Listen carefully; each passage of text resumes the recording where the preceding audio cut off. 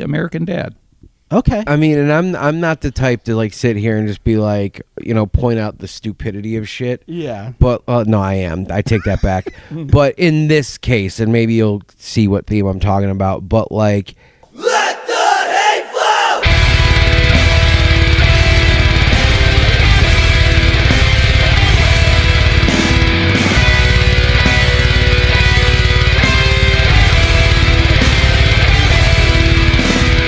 Available on the Lousy Weather Media Network. Welcome to Let the Hate Flow Through You, your weekly dose of audible hatred. I'm Jeremy Shear. El Hordano Diablo. And this week, we are joined by WCSB talk show magnate, the new host of the Dricore Family Orphanage, Wednesday night, Thursday morning on WCSB Cleveland. Late nights, midnights, and former general manager of the station, Jerry Koenigsmark. That's a really great intro, Jeremy. Thank you. I didn't know I was good enough to be considered a magnet of anything. I would say that if you are existing in the same space as Dricore for longer than a few months, you are a magnate at that point. All due respect to Dricore, because he'll probably watch us, but... Oh, magnate, not magnet. Okay. I was like, wait, what? He's... For those of you who don't know Dricore, he's I don't know if I would say infamous. I guess infamous to me. Yeah. Infamous to people who are associated with WCSB. Is a talk show host. Very enigmatic, I suppose. Enigmatic, I suppose. Very mysterious. Very... If you can't ask him a direct question necessarily. No. And then, being on a talk show with him, it's like... As much as you try, you can't control the conversation. You have to let him control it. Yeah, you absolutely can't. It's a very unique way to be involved in a talk show. Yeah. And I guess that's what I do every other week. Yeah. I just see it as a way to help him get back into being at the station because he's very COVID conscious. Yeah. Well, I'm thankful that you were able to get him back in. Because he is a huge part of the station, has been for many years, and we've all been waiting. And the show has gotten better with you on it. Well, so. I'm glad to hear that. Glad to hear some sort of response because we really don't get anything. Yeah. So thank you for the kind words, Jeremy. Happy to be of service. So. Let's get right into this talk show. This one's gonna piss a lot of people off, so I'm stoked about that. I don't know why. Yeah. Because we'll get right into it. Okay. So, Jerry, why do you hate the movie Idiocracy? I think it's twofold. I think it's the way it's trying to deliver its themes, which I'll go into in more detail, as well as its societal impact. Oh. And I can... Yeah, how do you describe the societal impact of Idiocracy? Because that's... one quote, Idiocracy is a documentary. Oh, God, yeah. Which is so irritating, especially if you look... I'm convinced that the people who say that have not watched that movie in years. Mm-hmm. Because if you actually sit down and watch it at least once within the first 5 minutes... You'll be like, maybe I shouldn't be saying Idiocracy is a documentary anymore. Sure. And then I guess this can go into the first sort of thing that I mentioned is how it's delivering its themes. Originally, I was going to say its themes, but it's really the first. I watched this for the first time in a long time. I think last year. Yeah. Because I had kind of grown up thinking the same thing, that Idiocracy was a documentary. Yeah. And so something I noticed that more and more people online in online spaces have been saying to the contrary, and I was curious to see if those statements were true. And I watched it, and I was kind of surprised that they were, even though I kind of wasn't, because some people tend to be a little more astute about those things. But yeah, then it was just I guess the theme of the movie really is that like things were better in the good old days, and it's like not a lot of people notice that, but I kind of it's kind of hidden. Yeah. Especially there's like a monologue that Luke Wilson gives at the end of the movie about how people used to write screenplays with characters, and I kind of clock that. Yeah. I was like, oh, this is what this movie's about. And then Okay. when I watched it twice for this episode. I watched it at 2 a.m. last night. That was the newest that I watched. I was like, I got to be locked into this movie when I talk about it. But my theory is that the entire genesis of this movie came from either of the two screenwriters watching either a blockbuster or an art house movie and being like, this is like mindless dreck, this is drivel. And then either to each other or to themselves started riffing on like, oh yeah, blockbusters have degraded, movies have degraded, like what else has degraded in society? Okay. And so with that theme comes the way the theme is delivered, which is essentially a pro-eugenics theme. Yeah, that's the one thing that I've always found hard to shake with the movie. Yeah.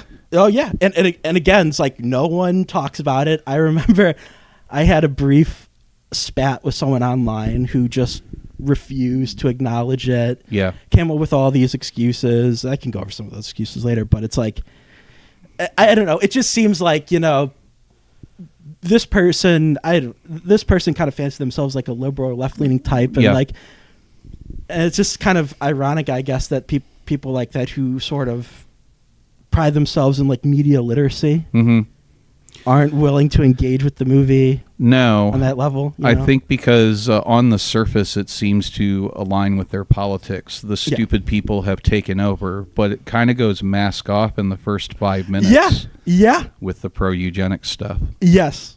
Yeah. And I was like, and I thought, maybe last night when I was watching this, I thought maybe the movie has like kind of like a way out that you can sort of say, well, it's ambiguous.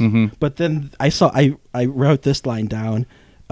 Quote, some had hoped that genetic engineering would correct this trend in evolution, end quote. And that gave it away like right away. Yeah. It's just so... Well, it said, what I'm reading is it says Mike Judge came up with the idea, this is so funny, the idea for the film while he was visiting Disneyland with his family and saw two mothers with kids and strollers fighting and cursing at each other, and he thought it would be horrible if humanity was like this in the future. And I mean, that's all we see anymore online is fucking Karens freaking out and all that shit. And that's like the whole Idiocracy is a documentary. I've never understood why people love the fucking movie so much. Like, it's just a fucking movie. Yeah. And like people are like, oh, like it predicted so much. It's like The Simpsons predicted a lot. Yeah, right. Yeah. And it's just like it's not that hard to see. When was this movie made? Like 15, 20 years ago? Yeah, I think it was 2006. Yeah, Okay, 2006. 2006. So like, it's even back then. I mean, with the fucking Bush administration, it was not hard to see where we were headed. It's just gotten progressively. Well, I don't even know if progressively is the right word. Digressively worse. Yeah. It's I don't know. It's just. I think maybe because society has gotten more class conscious, but there's definitely something really mean-spirited about the fact that it's like, well, that intelligence is implying that intelligence is hereditary, but also like poor people should breed less and rich people should breed more. That's what that movie's saying. Yeah. Okay. It really came out, and especially when they were showing at the beginning of the movie, they showed like these are the people that are breeding too much and these are the people that are not having children, and it was pretty obvious what they were saying by the visual cues. Yeah. And it's like they had that rich kind of, I guess I assume it's supposed to be like liberal couple, and it's like, to me it came off as like Mike Judge trying to have like a way out against potential critics, like, oh no, I was making fun of like the liberals too, but it's like the rest of the movie doesn't really have any kind of critique towards that. It's just like, again, it comes off as like a way out, like something you can point to. And it's like, no, I wasn't just going after poor people. I was going after I was going after liberals too. It's like, this was my shot. I was calling them sexless. Yeah. Which I resemble that remark. Thank you. I got a vasectomy real early, but it had nothing to do with the movie Idiocracy. When are you getting your mastectomy? Mastectomy? I actually had a mastectomy. Did you really? Yeah, I had a. Well, it wasn't called a mastectomy because they're not out, but I had a breast reduction when I was in high school. Oh, I forgot. You've told me that before. Okay. Yeah, it was my. I had the torpedo titties, so they just took. They made a little incision and knocked me out for it, and got the torpedo down. So. It didn't seem like at the time like a big deal, but then when I put a shirt on, it was like significantly less boobage, and then word got around the school that I had a breast reduction, and people stopped grabbing them. So it worked. So what I'm trying to say is, I had gender affirming care as a child. And those are the kind of things that you're voting against. You're leaving fat kids with titties, and you shouldn't do that. At any rate, back to Idiocracy, where titties come up a lot because it is a very oversexed society. Yeah. The thing that kind of stood out to me is just how, ironically enough, how mindless it is. Yeah. It comes off as like an unintentionally like Starship Troopers thing, where it's the kind of movie that would be shown in the society depicted in the movie. I don't know. It's just something I noticed. I think it was the first time I rewatched this for this episode. I was initially like so apathetic towards it. I was like, this isn't hatred for me at this point. It's just pure. It's like past hatred. It's like apathy. And then I watched it last night, and the hatred kind of did come back. I was afraid I wouldn't have anything to talk about because I was like, this is just so like, it's just nothing. Yeah, it's not the satire isn't even all that biting. No, really, it's just really basic. And I was. That's kind of how I always felt about the movie. Is like people, because it didn't do well in theaters or anything. It started doing well upon DVD release and then streaming. Yes. In like I would say 2010, 2011. Yeah. And I remember like I hadn't seen it yet. This is probably 2011, right as Netflix hit, and that was one of the movies on there. And like I watched it with a big group of people, like all my roommates, and they were just. And I was just like sitting there the whole time, like this isn't even funny. Like I don't find this even remotely funny, and I like a lot of the people in it. Yeah.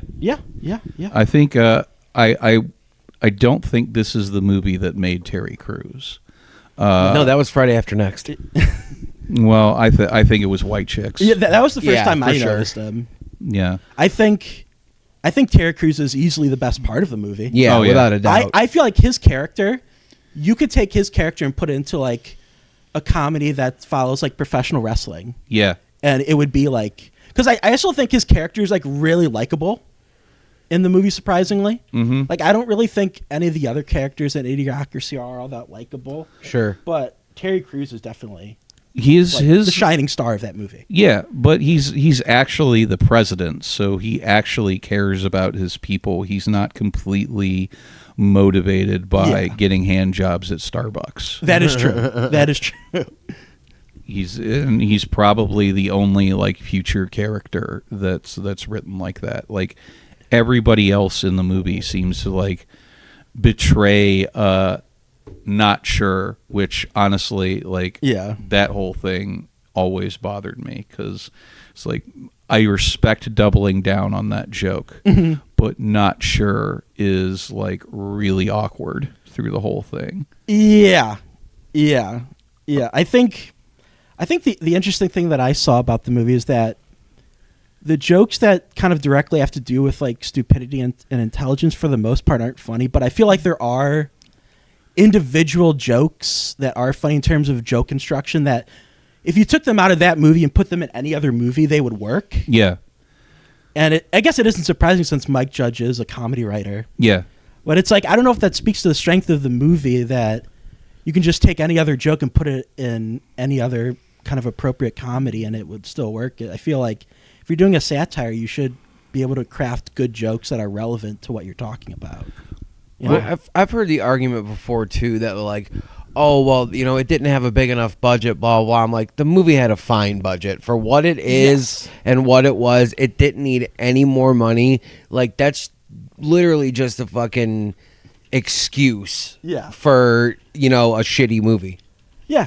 Oh well, Or an okay movie, if you will. Yeah. It's just like I did this. There's a lot of green screen in this movie. Yeah. It's like you're watching like a sci-fi original movie from the early 2000s. Yeah. Like the shot of the three of them walking in Costco is like the most obvious. Characters are walking on a treadmill with a green screen behind them. You got to get the mic closer to you. Oh, sorry. That's I'm sorry. But yeah, it's. I had heard that I know there was kind of a campaign about this movie, like, oh, Mike Judge's movie is getting censored, it's not getting put in enough theaters. But I don't know, maybe the studio was right. I think they were because honestly, like if you just view it as a comedy and with nothing else attached to it, like it's not something that's going to play to mass audiences because like the base jokes, everybody is so dumb. Yeah. So you really have to buy into the whole thing in order to enjoy the movie. And I just don't think you can sell that to the same people that are going to go see Wedding Crashers or The Hangover. Because it's like those are people that exist in this time. This is like a weird fantasy where everyone has special needs. Yeah. So it might be a movie with a message. They didn't know how to fucking deliver the message. Yeah.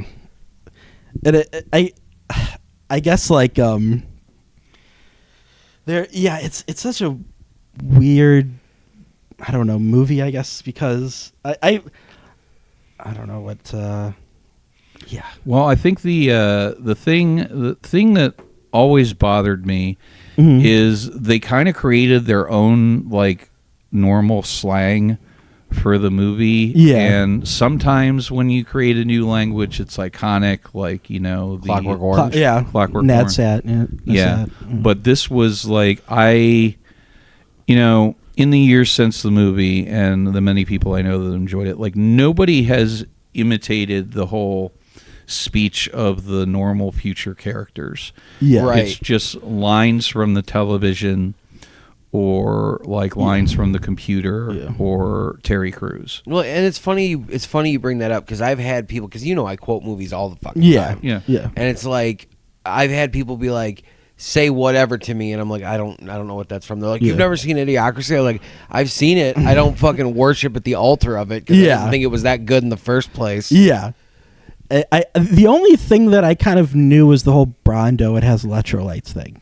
I feel like that's the only thing that's permeated in pop culture. But even then, that hasn't been a popular phrase in like I feel like 10, 15 years. Sure.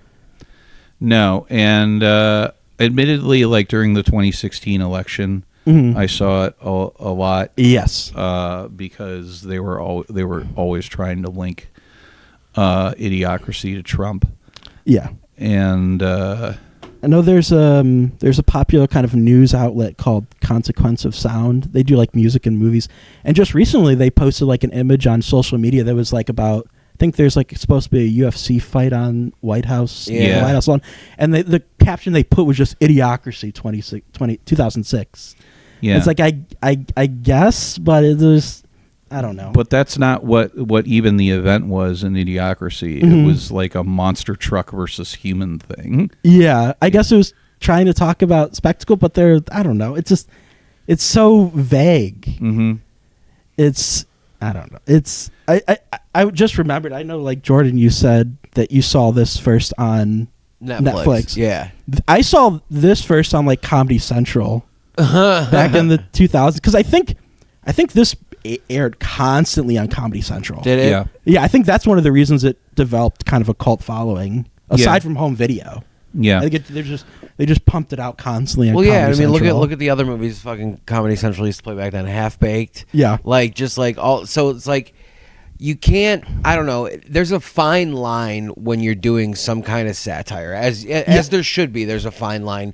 But like, when you are just overtly playing into your own jokes, like Sheer was saying, is like, you can't give that to the masses. You know what I mean? And I I don't know. Like I like. Don't get me wrong. I like Beavis and Butthead. You know, King of the Hill's funny. Yeah, yeah. But like again, I don't worship the altar of Mike Judge. Like I don't. Yeah. I don't care enough. you know? Otherwise the Good Family would have made money.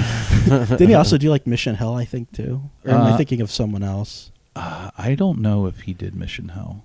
Like I love Office Space. Office Space is like one of my favorite fucking movies. Yeah. Office Space, I think, was more on point in terms of like it actually represented what people were going through at the time. And Ron Yes. Livingston's in it. So Yeah. there's that. Yeah, well, that's the other thing about this movie. It had a really, really weak lead. Yes, in Luke Wilson. It is surprising because again, like the Wilson brothers, not just Luke but Owen is like they're good actors. They can do both comedy and drama, but for some reason, I think this kind of comedy doesn't suit Luke Wilson at all. No, because he has to be the straight man against an army of like lunatics, and he Yes. just doesn't come off that way. No. And then you have Maya Rudolph playing what has to be like a terrible stereotype of like the black sex worker. Yeah. It's pretty bad. It's pretty bad. Yeah, I mean, she doesn't, like, there isn't a lot of redeeming characteristics to that portrayal. Like, it's not really that funny. Yeah, it's just kind of leaning into stereotypes and tropes. And it's like, I guess we're supposed to laugh at this. Yeah, because she talks with a black accent. Yeah. Yeah. I mean, that was really what she brought to the table for that role. Yeah. And then you have Dak Shepard saying like the R slur. Yeah. I think the F slur too.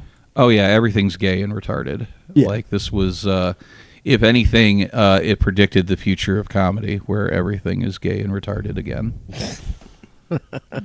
That was the result of all this nonsense that's been going on. We can say retarded again on a podcast without people getting mad. I don't think I ever stopped. I mean, I really don't think I did. I didn't like just use it overtly back when we were doing this before. no, you But didn't. that just I don't know. That's one that never left my lexicon, if you will. I know too many. I knew too many special needs people to say it all the time. I get it. Yeah, like we had Marlon Pierce for a while. Like ruling the roost. Like, how am I going to say retarded when I've got this Down syndrome kid coming and doing all my shows? I'm not that way. But yeah, Idiocracy, like, really under the cover of satire, like, really pushed forward like everything's gay and retarded. And I don't know if that was a comment on the evolution of modern culture, but it didn't like land. Well, no, but I mean, like, even in 2006, like that was the year I graduated school. Everybody was still saying that shit. That really didn't get, like, I would say in the early 2010s is when really people started like, hey, yeah, you can't say that shit anymore. You know, like, so I don't know if it was a comment on that, because that's kind of a weird thing to make a comment on when everybody's saying it, unless you're saying don't say it. You know what I mean? So I'm not sure. I just think it like that was the level of discourse, because it was established like pretty early when he got into the future, when the doctor called him gay and retarded. Yeah. Played by our great thespian Justin Long. Oh, he is. He's wonderful. He really is. I was just talking about him recently, and like how like versatile he is and how funny he is, and like it's just, I love the dude. I really, really do. Sidebar on that one. Sidebar: we like Justin Long, even though he was in this movie. And I mean, have you ever seen Tusk? He was fucking great. He was like Michael Parks was probably the best part of Tusk, but Justin Long was great too. I didn't see Tusk. Tusk is good. It's weird as fuck, but it's good. A lot better than his movie after that, Yoga Hosers. That was not good. Not Justin Long, Kevin Smith. Yeah. That's his worst movie for sure. What about that NFT movie that he did? Have you seen that? No, what's that one? I think it was like a horror anthology called Kilroy Was Here. No, I heard that is awful. Like, I heard that's genuinely awful. Really? Yeah. I'll have to check that out. Yeah, you have to kind of search for it. It was originally released as an NFT. That's fucking stupid as fuck. I love Kevin, but he jumps into some dumb shit sometimes. But Sometimes? He does it a lot. Yeah. I mean, I've always been a big defender, but like, What was the last superhero movie that he hated and that he didn't overly praise? oh yeah, no, exactly. That's like one thing where I'm just like, dude, come on. Like, most of the Marvel movies from 2020 to 2024 were not good. Most of them. There was a couple that were, but they made more than a couple handfuls of them. You know what I mean? Yeah. And they were mostly not good. Yeah. But yeah, he just like his and I've always said this. I've said this on this podcast a million times. Like, people who are overtly positive or toxically positive, I'm just like, fuck off. You know? Yeah. Get out of here with that shit. I don't care if you're on the fucking payroll of Disney or whatever, but like, be objective about shit, man. It's you can't really take him as like a critic. no, absolutely not. Especially, No, like, fuck no. Every other movie he comes out of, he takes a selfie of himself like with Crying, tears in his eyes. yeah, dude. Like, the only reason I Every other fucking movie. the only reason I cried at Thor: Love and Thunder is because it fucking sucked. That's why I cried at that movie. Yeah. Like, they took two great characters and fucking just shit on it, I couldn't get through the first scene. dude. Of Thor.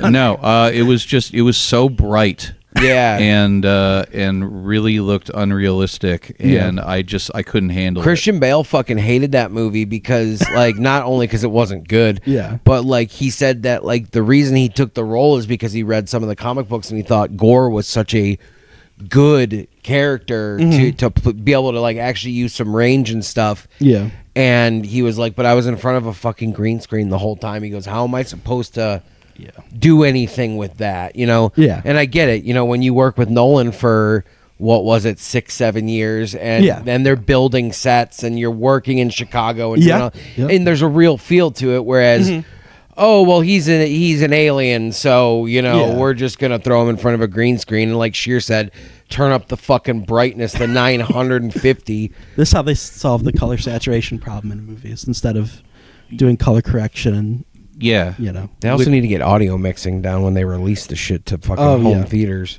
Yeah. Well, even older movies, they're remixing it, so it sounds just awful. There's been a lot of issues with tape transfer too. Like, they just do the bare minimum and then release it to streaming. Yeah, it's a problem with a lot of old British TV shows. But you mentioned a lot of green screen in Idiocracy. Yes. So I'm trying to put my mind back into that. Was it just the set design was all green screen? Like, they didn't actually build any of those like dystopian cities that they wandered around, or pretty much like in the kind of the close-ups. Like, okay. The like the moments where it's like there isn't much depth to a shot. If it's like the characters in front of a building or something, right? That's practical. But then like the more vast shots are very clearly green screened. Okay. So again, like I was saying to Jordan, there's a shot where Dax Shepard, Maya Rudolph, and Luke Wilson are walking in Costco. Yeah. And there's like a downed plane in the background of the shot. It's very clearly a green screen. It's like, it looks like they're walking on a treadmill with a green screen. Like, it's like stereotypically like a cheap green screen thing. Well, I think that's the kind of shortcuts people started to take in order to make it so it was a sub $10 million budget. Yeah. Because you can't build an entire city. Yeah. That is true. At like the same time, it's like you look at like Escape from New York, where John Carpenter shot in like I think it was like a couple like 10-block radius of like buildings, and I think it was like Minneapolis they were tearing down. Okay.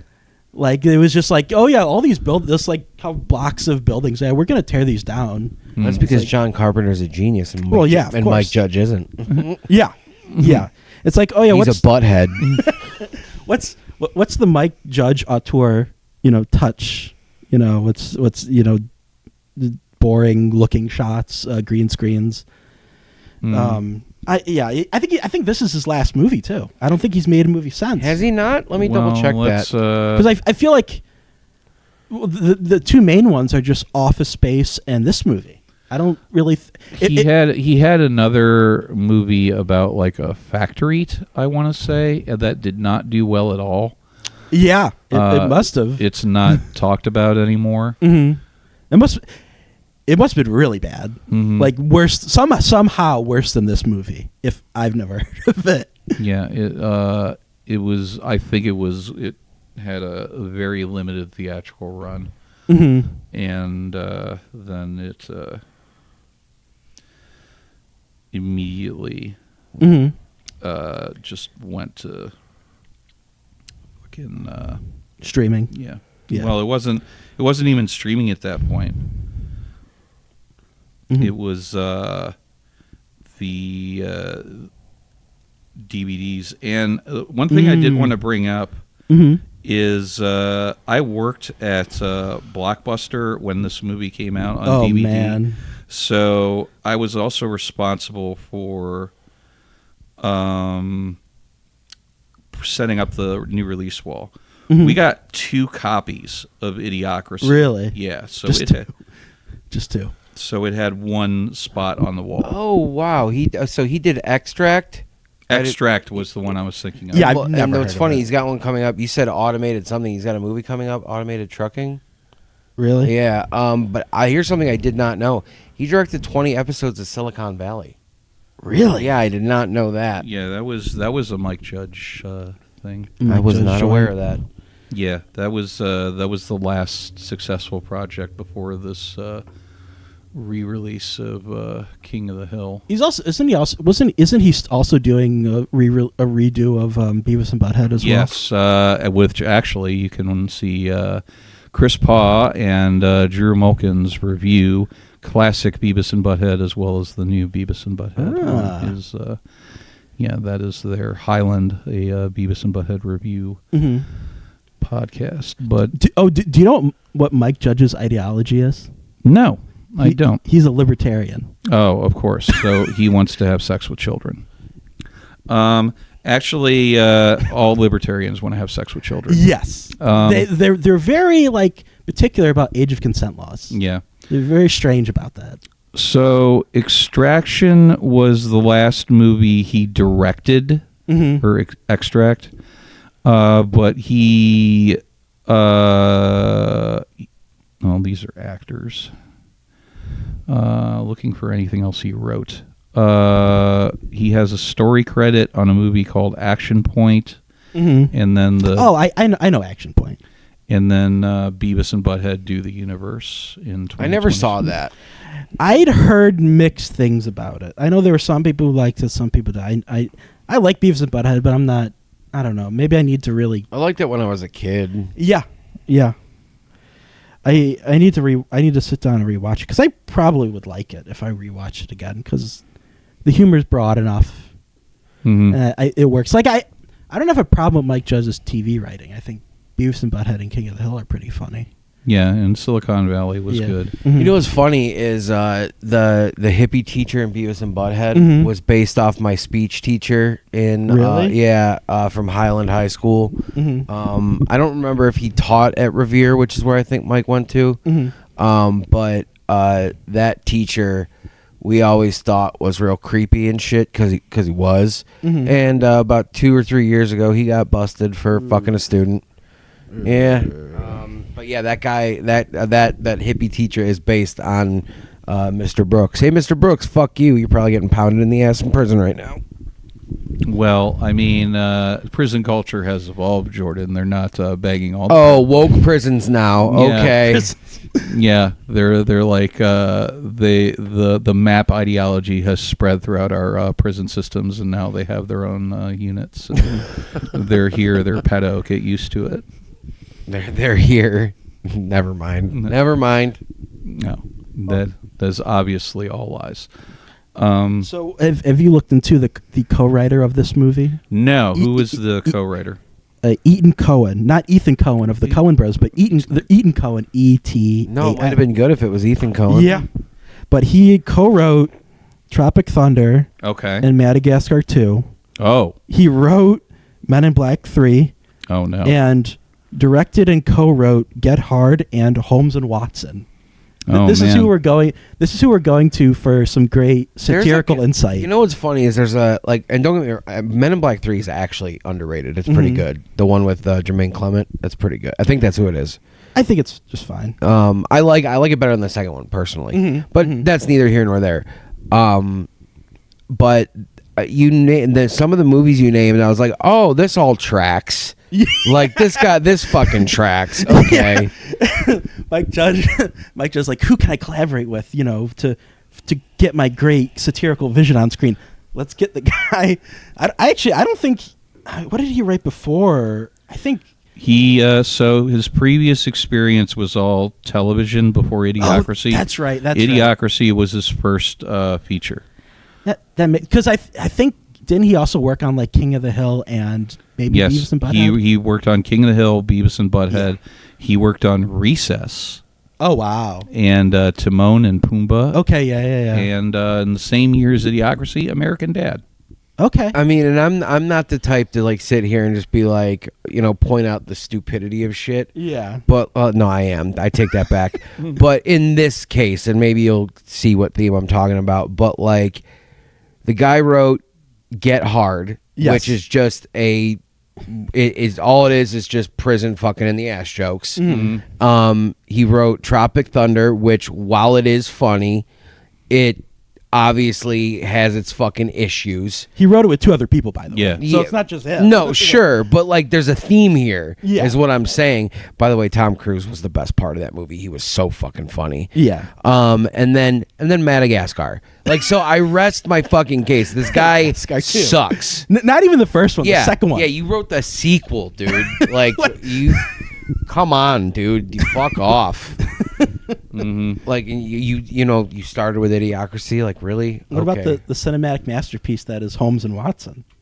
Holmes and Watson? I don't think I saw that one. That was Wolfe Ferrell as Sherlock Holmes and John C. Reilly as Dr. Watson. Oh no! And like it's a movie everyone hated when it came out. Yeah, dude, everyone hated that movie. That's one thing I mean, and that's Hollywood's fault. Is Yeah. We had 3 bangers with these dudes.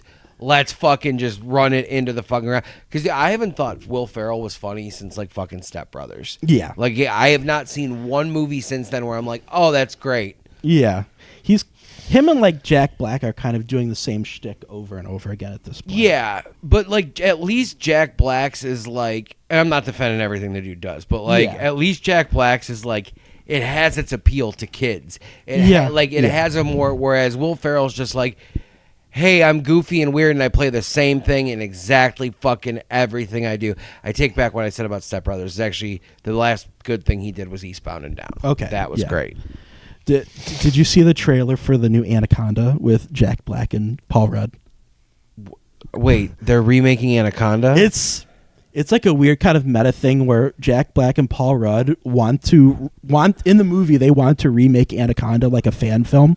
So they go to the Amazon to make this movie and they get attacked by a fucking anaconda. By a real anaconda. That's the movie. And it's shot like a Super Bowl commercial. I'm not kidding. I'm not I'm not kidding. The thing is I love Anaconda, I love Jack Black, and I love Paul Rudd, and this is a terrible fucking idea. It was a terrible idea when I first heard of it, and then when I saw the trailer, it confirmed all my worst It doesn't fears. even sound real. I know. It doesn't even sound real. I know. Okay. I know. It's real. I will watch it. I will watch it. It will have to be either completely amazing or completely awful. Can they get John Voight's like corpse from the first one? That would be so That would funny. be fucking great, dude. And Ice Cube better fucking have a cameo. I was gonna say they could get like John Voight to make a cameo, but actually like get Ice Cube. Would be the snake should be. They should go fucking like supernatural with it, and the snake is John Voight. That would be dope. I just imagine the movie is going to be Jack Black yelling at the snake and Paul Rudd trying to seduce it. And do you think there will be a Sex Panther joke? Yeah. So maybe if we spray Sex Panther, it'll work. Speaking of John Voight, there is a joke in the trailer where it's like he gets Jack Black gets eaten up by the the anaconda gets spit out like John Voight, and they think that he's dead. But then like the bit is like, oh, they set him up as bait, but then it's revealed that Jack Black is still alive. What? So he's like covered in like Slime. Anaconda slime. And they think he's dead. He wakes up right when the anaconda. This sounds like something Dwayne Johnson turned down. Like where he was like, he was too busy "Nah." making Jungle Cruise. Yeah, right. Exactly, dude. That's where my mind went. Like 100%. Do you have a movie in the jungle? Dwayne The Rock Johnson would like to do it. The Rundown, Jungle Cruise. I still love Walking Tall though. Walking Tall. I Was a fun remember. movie. I liked it a lot when it first came out. I know like the guy that it's based on. Like he was this guy. He's like a sheriff. Yeah. Did you hear the recent news? Yeah, It was that he killed his fucking his wife and shot himself in the face. Yeah. Yeah, sure. They talked about Buford T. Pusser. Yeah. They talked about him on Cornette's podcast, and yeah, it's pretty funny because like that guy was like he was a hero to so many fucking people, Yes. and then like all this recent evidence comes out because he said it was like he was driving with his wife and like these dudes came up and shot at him. Blah blah blah. Yeah, it was like a hit or something. Yeah. Yeah. And none of that's true. Yeah, I've been meaning to watch the original movie because I'm a huge Joe Don Baker fan. Sure. Okay. So it's like it's been in my mind. Like I remember, like I enjoyed the Rock version. It's like I should really sit down. It's not and like watch. a great movie, but it's a fun, just like action movie. You know? Yeah. I always enjoyed that one. I mean, the Rock's movies early on were fun, dude. Yeah, like, he seemed pretty like kind of self-aware in an Arnold Schwarzenegger kind of way. And now he's trying to like with this new one, what's it called, the Smashing Machine. Yes, Yeah. with like Benny Safdie. You know what's funny is like, and I've heard this like from other people, other podcasts, is like, I guess he got like a 5, 10, 15 minute, however long standing ovation. It's like, dude, they've given standing ovations to so many people who fucking don't deserve it. Yeah. So like when I saw the trailer, I laughed. I was like, is this like a not a parody, but like, I mean, I was like, is this supposed to be funny or what? Yeah. But I will watch it, but like I'm not into it. I've heard, like, I don't want to disparage the movie because I haven't seen it yet. But Right. I've heard that. So this movie's based on a documentary also called The Smashing Machine. Yes. Okay. And I've heard that this Rock movie, is like a shot-for-shot remake of that documentary. I That hate does when not- they do shit like that. Which, that's so weird, too. Like, why do a shot-for-shot remake of a documentary? Yeah, that's fucking For your weird. fictional movie. There are some things that I saw in the trailer that were not in the documentary. Oh, really? Yeah, like the Okay. stuff with his wife, where they're like actually interacting as a couple. There's not a lot of that in the documentary because it's really hyper focused on his time in Pride, if I remember correctly. It's been I watched it when it came out because I was a big UFC guy, and then fell into Pride accidentally. What's his name? Mark Kerr. Mark Kerr. Mark Kerr. I was thinking Frank Mir. I was like, it's not Frank Mir. No. It's Mark Kerr, and like he was like Pride was very much like take all the steroids you want kind of place. So that's why they got The Rock. Yeah, weren't there like no rules there? It was just like fucking. It was Wild just West. lax. It was lax rules. Like you could do soccer kicks to the head on a You downed could opponent. kill somebody like that. Yeah, it was. But like they also did a lot of freak show fights with like guys that are 500 pounds versus guys that are like early UFC stuff. Yeah. Except like way more blatant about it. Yeah.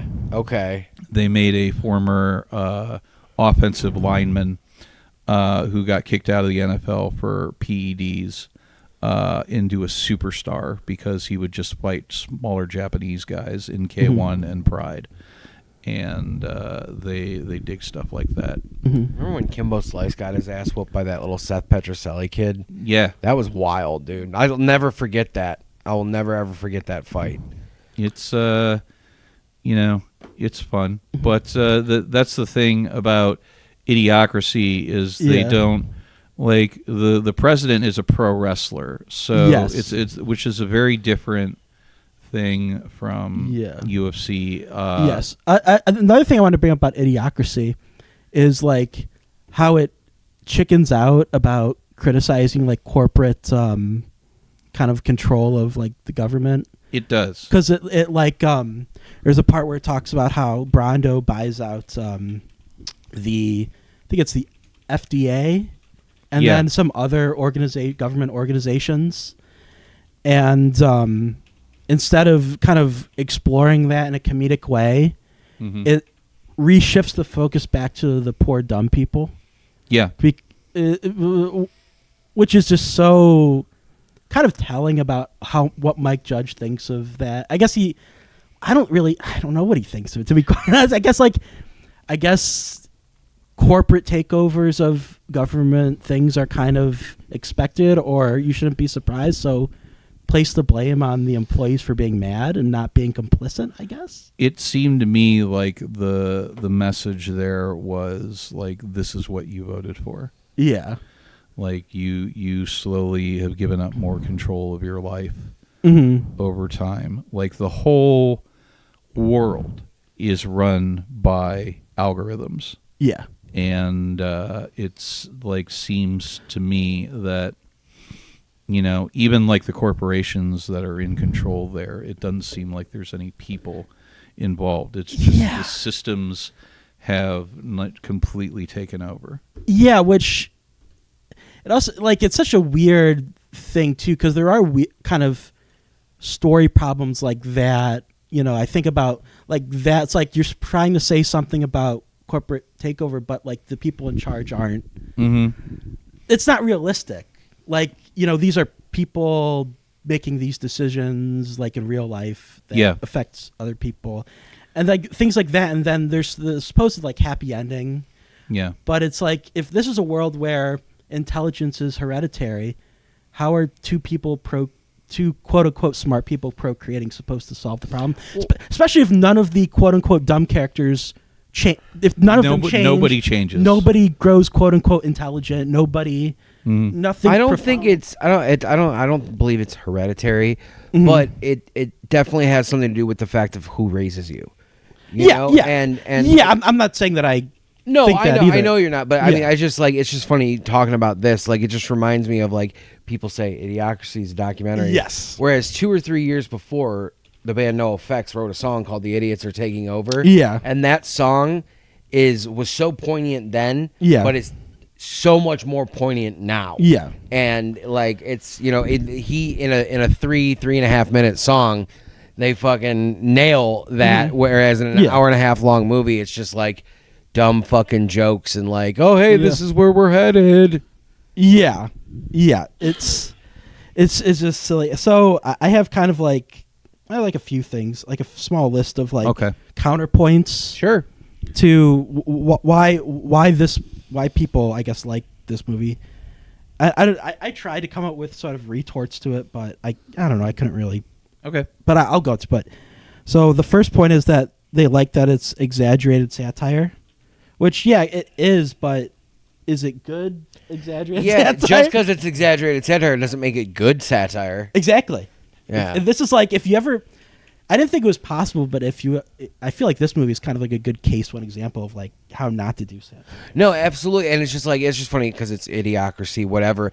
But it's like exaggerated satire at some point is just fucking stupid, which is like I think maybe what they were going for, but then they went way too far. Yeah, they leaned way too far into it. Yeah.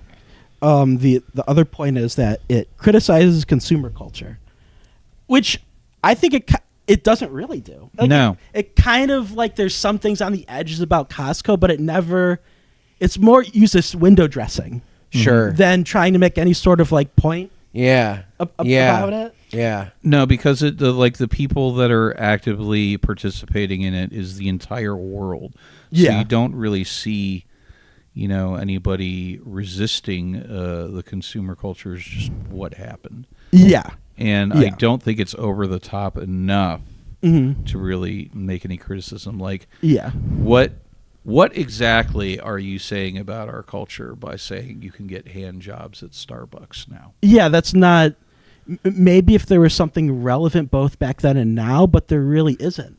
No, there's no like parallel, like real life parallel that you can draw from and like make that connection. Like, oh yeah, I see what they're doing. It's kind of just a funny, dumb thing that he put in because I guess he thought it was funny. Yeah. I just have to say that Starbucks doesn't need to incentivize me anymore because I drink it anyway. But if they were to offer that, I mean, I'm not going to say no. I'm going to say no. Well, yeah, you're asexual. You don't want anybody jerking you off. No, I don't. But also, like, I have been in enough coffee shops where old men watch porn at full volume. That's that's not where I was just talking about going in the hand job room. Well, I mean, do you honestly think that if they're going to give out hand jobs at a place that also serves coffee, that there's going to be a hand job room? I don't think. Yes. Well, I would say Dax Shepard is very open about doing like sexual acts out in public. Yeah. I have a feeling that's kind of the culture of this world. Mm-hmm. Just open sex, no private rooms, really. Just move to Europe, man. Just move to Europe. Go to France or Amsterdam or Belgium. No, I mean... That's where I'm going. Yeah, it's look for El Jordano Diablo. Visits the red light district. He's going to be the Anthony Bourdain of Pussy for Hire. You might even get a TV deal out of it. Dude, I love where this is going. Imagine Jordan's voiceover. He's walking the streets of Amsterdam. It's like, wasn't good good last night. I'm going to try it. I'm gonna try. Sissy's I'm gonna try Steakhouse. next door tonight. The next red door.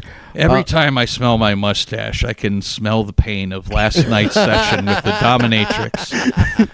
I thought she was just a tiny little goth girl, and then I was wrong. I'll tell you what, though, if I wind up in the red light district, the chances of I would bet on the chances of my sobriety not fucking lasting. Yeah. Let's put it that way.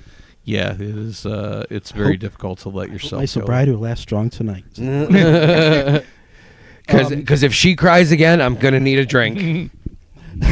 So the other point, the other counterpoint is that it criticizes intellectualism, which I think out of all of these, I think it's probably, I guess, maybe the most accurate, I suppose. Mm-hmm. But I guess, like, again, it's such a broad thing. It's such an easy target. Like, it's such a big target.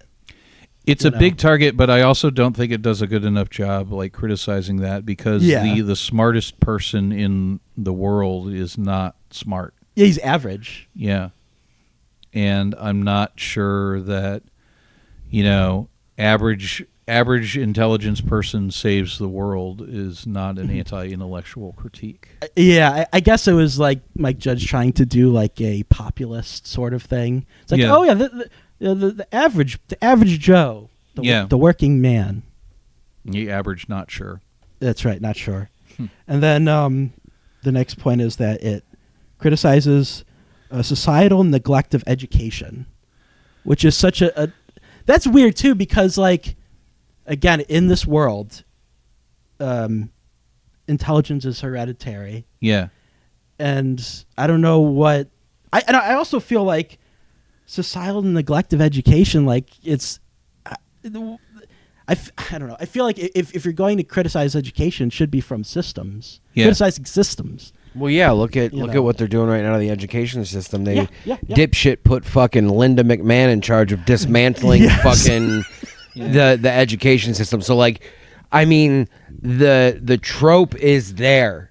You know what I mean? Yeah. You're putting a professional wrestling executive in charge of the education. So that's like putting, I don't know, a dude whose brain's fucking gone from a worm and he's still probably got heroin fucking thrown through his system in charge of health. Like, that guy's, have you heard the guy talking? Voice of an angel. Like the fucking thing from Dune. That's what he is. Oh, God. Speaking of Linda McMahon, I feel like now would be the time to do this, but WCSB needs you to seduce one of Hunter Hearst Helmsley and Stephanie McMahon's daughters, and that is how we're going to get funding for the station. Exactly. Okay. You're going to marry into the McMahon family. I like that. I feel like that's the only way you can make money nowadays, is to marry into some rich family. Oh, yeah, absolutely. You got to get lucky. Oh yeah, you got to get real lucky. You got to hit the pavement, and you hit the clubs. Dude, it's fucking Get Out. It's the movie Get Out. It's all just rich people. Yeah.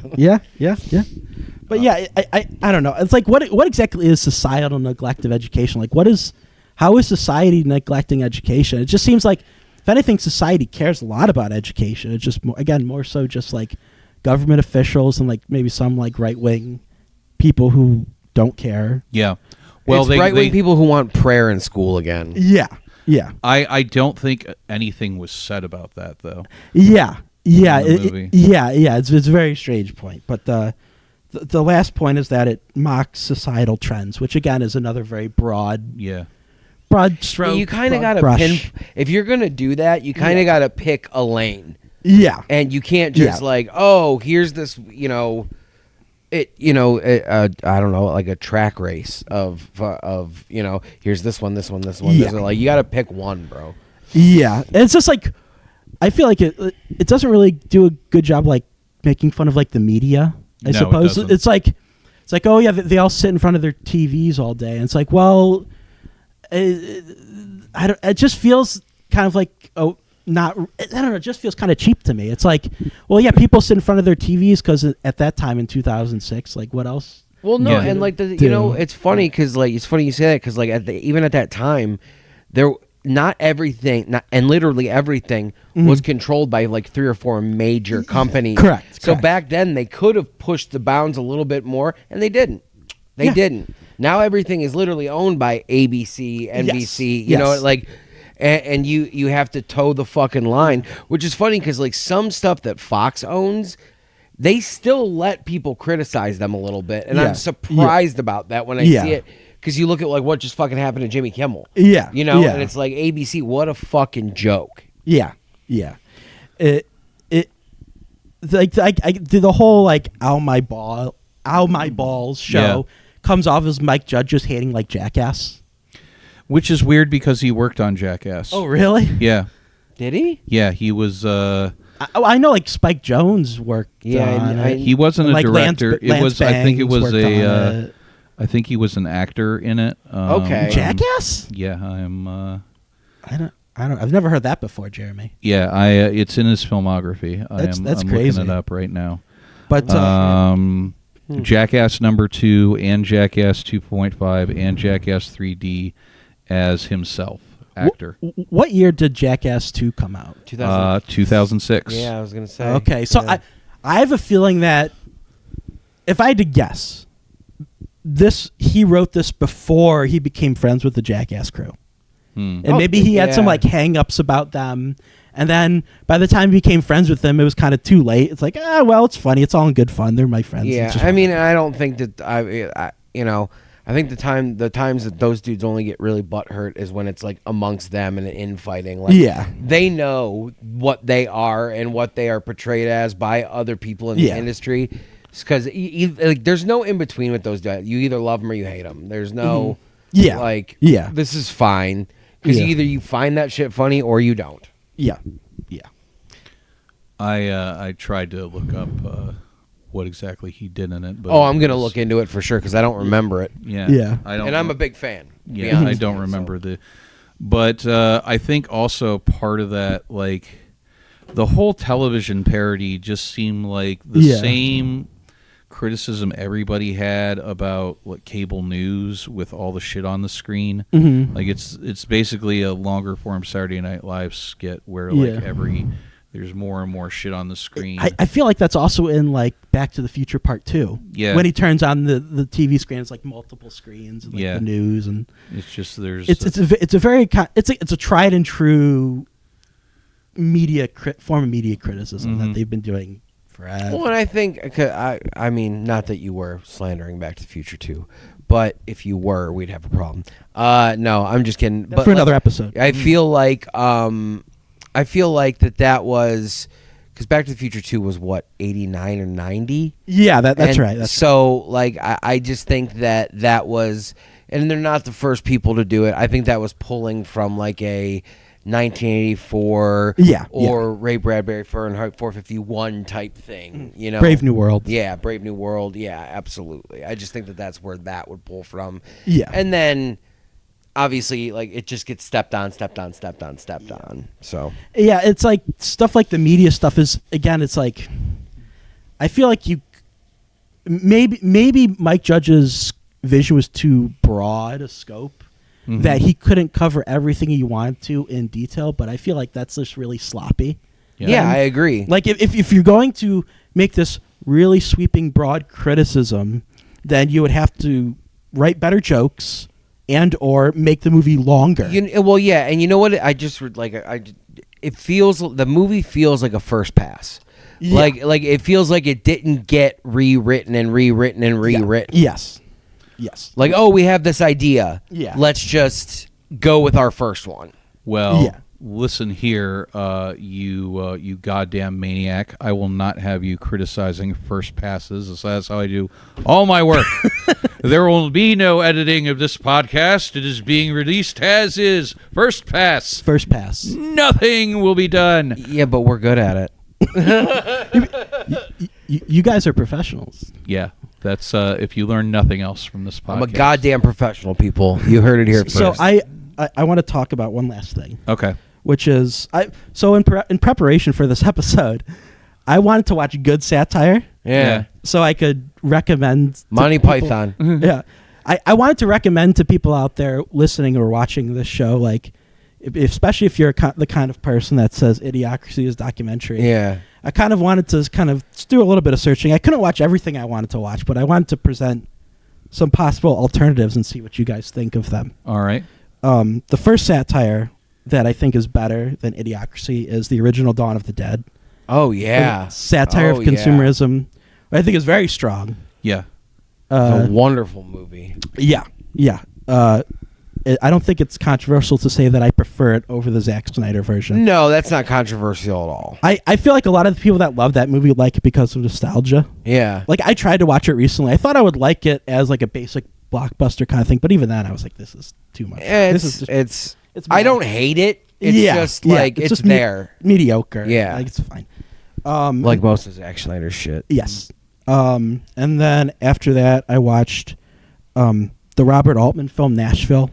Okay. Which came out in 1975. I've never seen that. It's pretty good. It's like the sprawling epic that follows 5 days in the lives of 24 people, and it satirizes the country music scene in Nashville, as well as politics. Okay. Of the time that feels relevant now, and the way the characters are portrayed,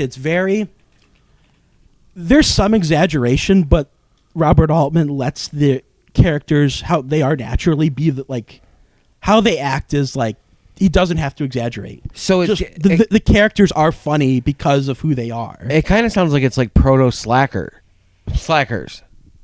Is it Slacker or Slackers? Slacker. I've never seen. Is that the really? Richard Linklater? Yeah, Richard Linklater. I've heard of it, but I've never seen it. It's good. It's real good, and it's just like what you just described. I'm like, oh, that's very Slacker. Okay, I'll have to watch that then. Yeah, it's good.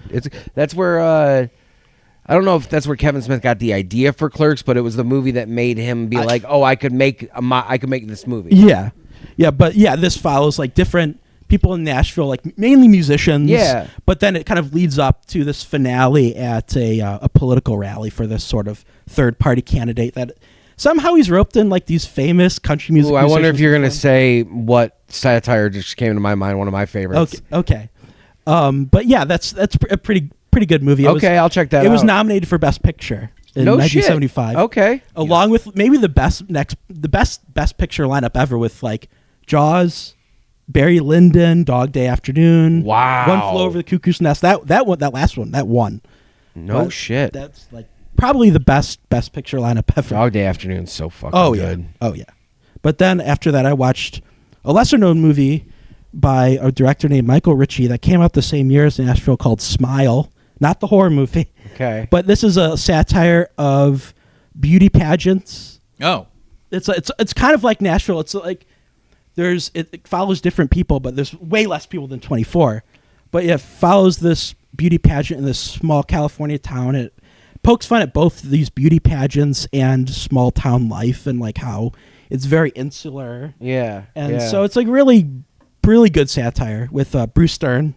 Oh, great! I love Bruce Stern. Yeah, He's such a good actor. But me too. Yeah, Smile I kind of blind bought that on Blu-ray because I heard it was good. I watched like, wow, this is really good. Yeah, that's always a plus when you buy something and it turns out fucking. Oh great. yeah, yeah. But yeah, I recommend Smile by Michael Ritchie, and then After that, I picked a French film from the 70s called The Discreet Charm of the Bourgeoisie by Louis Buñuel. He did the famous short film where the woman gets her eye cut with a straight razor. Oh, God.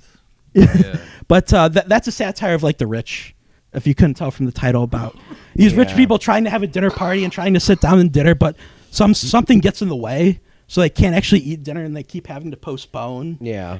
So it's like it's a very absurdist satire. Okay. Really good. Louis Buñuel, Spanish director, made a movie in France with French actors. But that's really good. And then I watched for the first time in a very long time, which I'm sure both of you will love, is the Sylvester Stallone motion picture Demolition Man. Oh yeah. Which I feel like that is what Idiocracy is trying to do. Yeah. But fails. I agree. I can totally agree with that. I was surprised how much I like Demolition Man, because it's very clear that the society depicted in Demolition Man is like a fascist society that is like, oh, we're so nice and clean because we got rid of all the undesirable. They live in the sewers. Right. Yeah. And it's like, oh, this is like, I feel like the joke writing is a lot better than agree. in Idiocracy. Yeah. My favorite part of that movie is how it is the tragic story of an Italian that's not allowed to have sex with women, and him trying to come to terms with this brand new world where he just can't get his grease anywhere he wants. You got to wear the VR glasses. Yeah, the VR glasses sex, which that's it's coming. Oh yeah, the three shells. Yeah. So speaking of a really good joke, the joke that kind of caught me off guard about the whole three shells thing is like when Sylvester Stallone, like when you cuss, you get like a ticket. Yeah.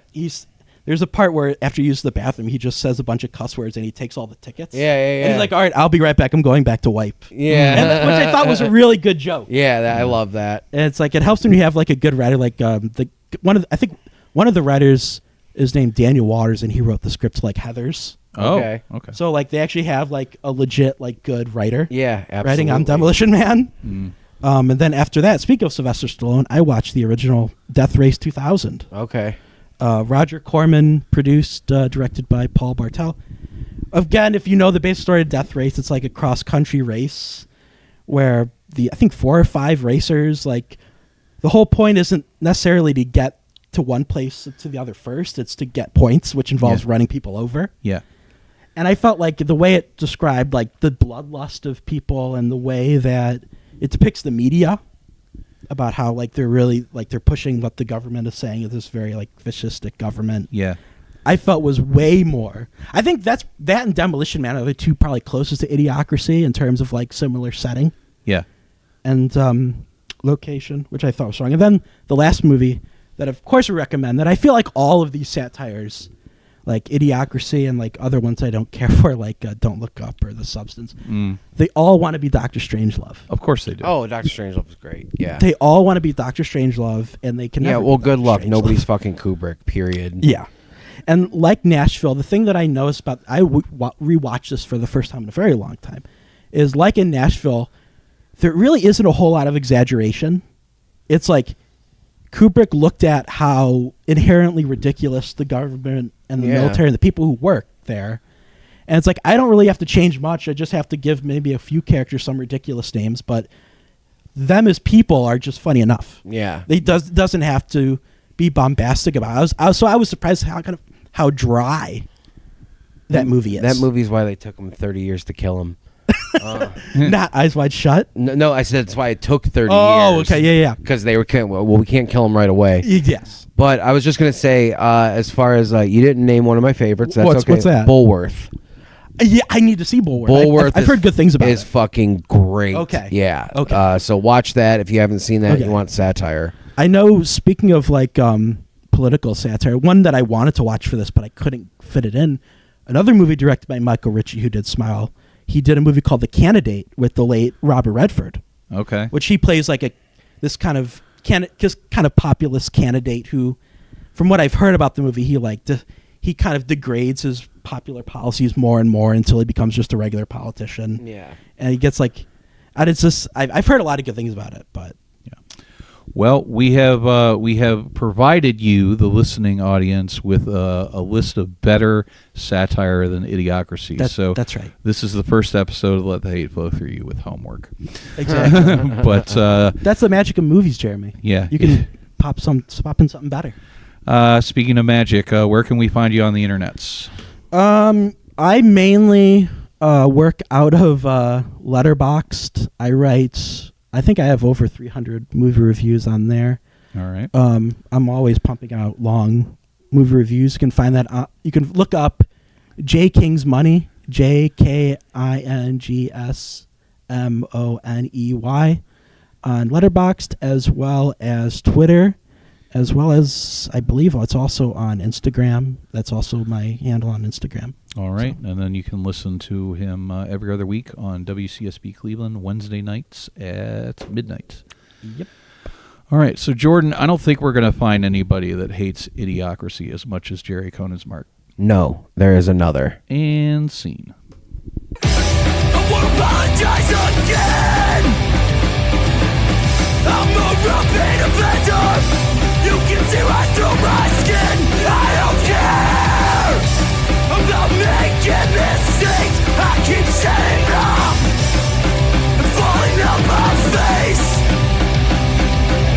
Feed me numbing agents. Drag me to the ring. Another discharge vapor. Diagnosis drunkenness. I keep my bruise and my brain and under the punches. And I was meant to take. This has been a Lousy Weather Media Network production. Find new episodes and archives at lousyweathermedia.com.